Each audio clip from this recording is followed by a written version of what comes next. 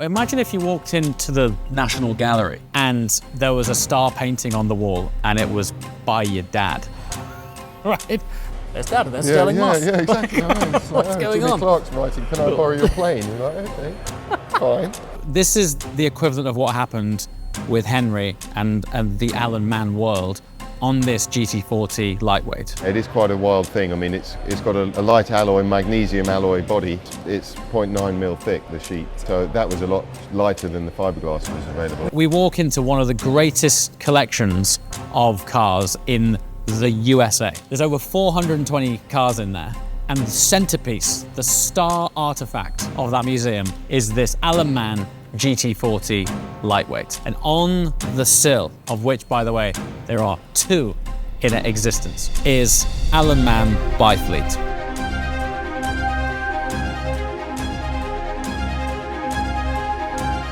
I was about to ask, has it ever been in your workshop? But technically it has. But yeah, in the 60s, but not since 66, 67. What was it like walking in the room and seeing your family name on what? This is one of two. One of two, yeah. GT40 lightweights. That's it, yeah. It's pretty amazing, yeah. I didn't really know that this car was part of this collection until very recently.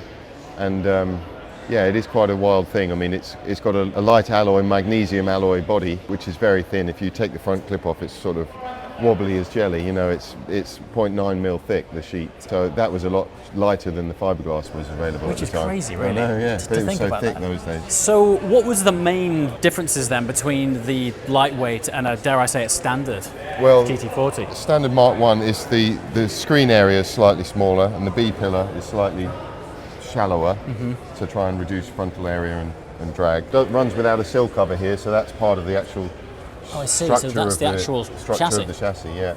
Normally there's a fiberglass cover goes off. They deleted that. It runs the Mark II style rear scoop snorkels for the rear brakes.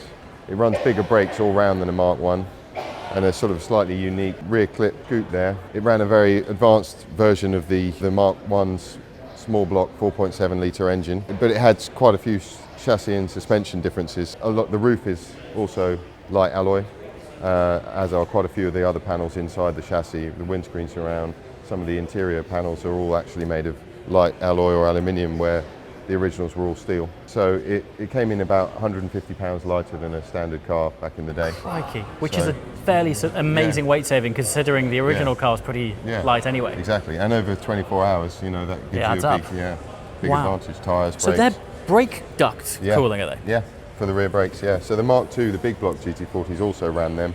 Right. But this car runs the Mark II's brakes, which are bigger, vented. The Mark II's major success in Le Mans was managing brake temperatures. Right. Because that was a lot of research and development went into that, because obviously big stop at the end of Mulsanne. When the GT40 was racing at Le Mans and being developed as a race car for Le Mans, Ford sent Alan Mann 5 chassis, and the idea was to hand them over as a special project to Alan Mann to go, take that platform, which is already intended to be incredibly fast, make it faster. And in the end, they only ended up developing 2 of them, one of which is stood in front of us right now, which so happened to be casually walking around one of the most valuable Fords ever made.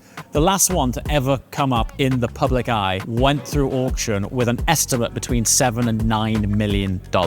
And there's one here in front of us. The interesting thing was, they sent them 5. They only built 2. And Henry, who just so happens to be stood next to this Picasso equivalent of Ford GT40s, has 3 remaining chassis, originals, left in his name, which are accessible to be built somewhere.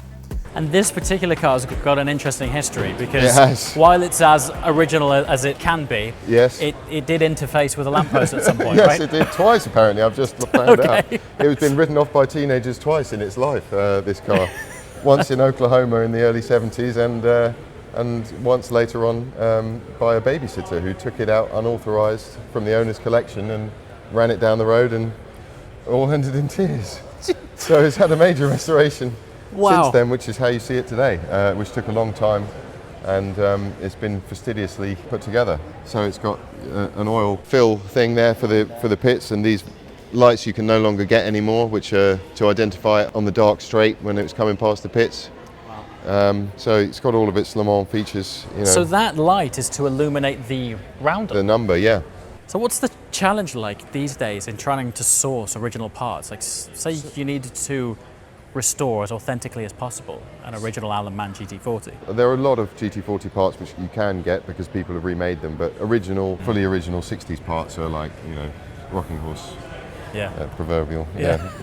Hen's teeth, I should say. Hen's teeth, that's it. Yeah, absolutely. Yeah, it must have been very difficult. He's found the correct steering wheel. I don't know if it still had it there, but they're very hard to find, those motolitas like that, and it looks a very first-class restoration, to be honest. There are quite a few suspension geometry changes to get less anti-dive and anti-squat in the suspension. So, yeah, they were developed by Grand Prix drivers. You know, it was Jackie Stewart and Graham Hill who did all the testing of these cars, so it's pretty distinguished feedback, you know, they were getting. Pretty up there. Yeah. So incredible. yeah, it's lovely to look through the archives and see the testing notes and the lap times at Sebring, and they're like, no, Jackie wants 2 clicks more bar and 2, and you're like, oh, okay. You have those notes? Yeah, I have those, yeah. You have those notes in the Alan Mann archives? Yeah. That's nuts. I know, it's good. All the lap times, tyre pressures, what temperature it was, you know, everything. You know, when you're growing up with this, I mean, effectively, this is literally part of your household experience. Yeah. Does it ever dawn on you and go, actually, this is I'm part of an incredibly significant part of motorsport history, yeah, or is it just it did bit by Alan bit. Mann household? No, it's not. Bit by bit, it did dawn. I didn't find clean. a lot of this stuff until later on, and then you just Really? look through the archive and you're like, oh, there's that, and there's this telegram from, you know. There's Dad and there's Sterling Moss. Yeah, exactly. I know. It's like, What's going Jimmy on? Clark's writing, can I borrow your plane? You're like, okay, fine.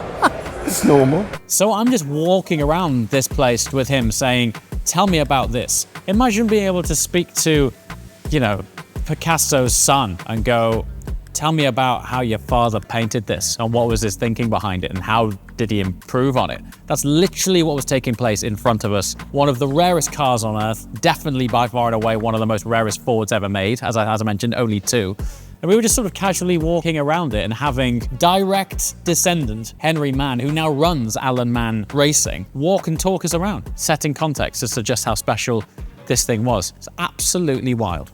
What is it that you're searching for? What are the nuances, I guess, that make it a sort of period correct Alan Mann build? Well, I'm just looking to see what suspension is all original. The rear upright is modified, that's correct. It's all original stuff on here, so it's fabulous to see.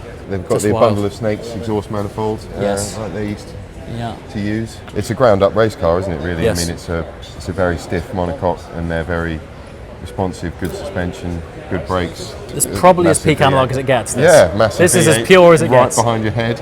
It's a monocoque all the way out to sort of here, really. Yeah. And then this is a rear frame that hangs off the back. There's a front frame. Right. So yeah, it's all in steel, you know, on the engine mount there.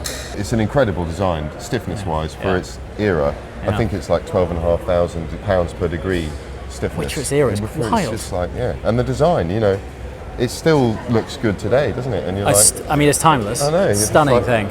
considering it was a race car program and these guys were working fast and, you know, to Yeah. a budget and everything, they come out with a pretty good piece of Exceptional. work here. Spare wheel. Is that was something the that Le Mans would have regulation. been? Was it? So Yeah. that was a Le Mans reg Yeah, back in the day. back in the day. How frustrating to have to save all that weight and then stick a spare wheel and tyre in it. I know. Yeah, So that's funny. annoying. And they did it in the F3 and the P68. They had to Did carry they a as spare well? wheel in that thing. Can you imagine? That slippery bloody driving thing, and Crikey. then they got a spare wheel. Stick a wheel in the front of it. If someone wanted to enter this into the Le Mans Classic or the Yeah. Goodwood Yeah. Revival, they would have to race it like this. No, you can take the spare wheel out Can these you? days, yeah. That's good. Yeah, that Well, is good. I mean, and how on point were they back then with regards to balancing the weight? Like, is the nose calibrated for that extra weight? I would have thought so, yeah. Yeah, Okay. I would have thought so.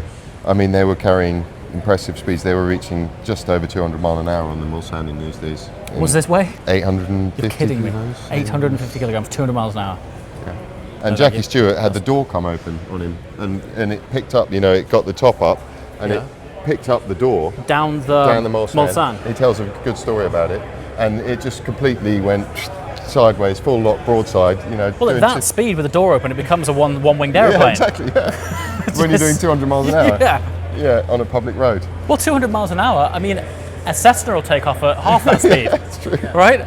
So, I mean, that must have been terrifying. Yeah. Is it true that it's called the GT40 because it's 40 inches? off the ground. So compact, isn't it? Yeah. No traction control. Nope. Are they cross plies? Yep. Brilliant.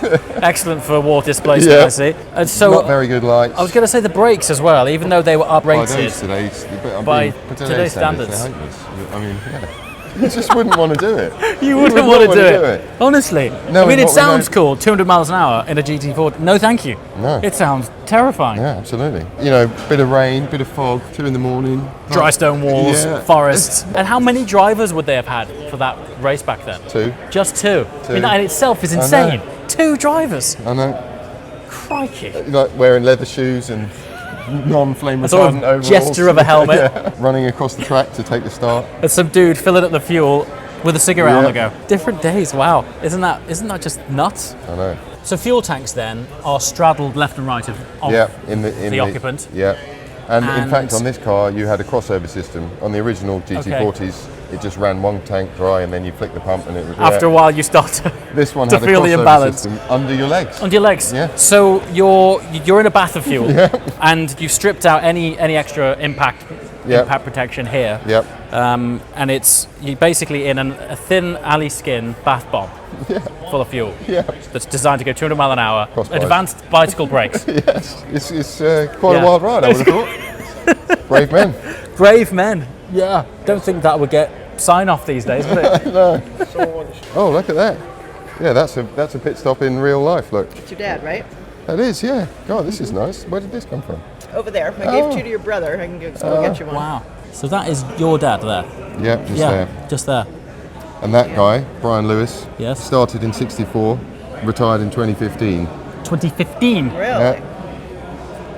Wow. Yeah. So if you were to contextualize the historical significance of the car we're stood in front of right now, where does this sit in terms of top tier? Ford's effort to attack Le Mans and win it 4 years on the trot was one of the big, in that 60s era, was one of the big stories of the time, wasn't it? And this is a part of that program. Yeah. You know, it wasn't the part that won the race, but it was part of a major effort which went on for many years with lots of teams and lots of brilliant engineers and craftsmen. And you know, it's lovely that Ford still recognise it and build that 22 edition of it. And it's right up there as far as I'm concerned. And your family name's on the door. It is. Mate. Yeah. Congratulations. Thank you. Super Thanks very special. much.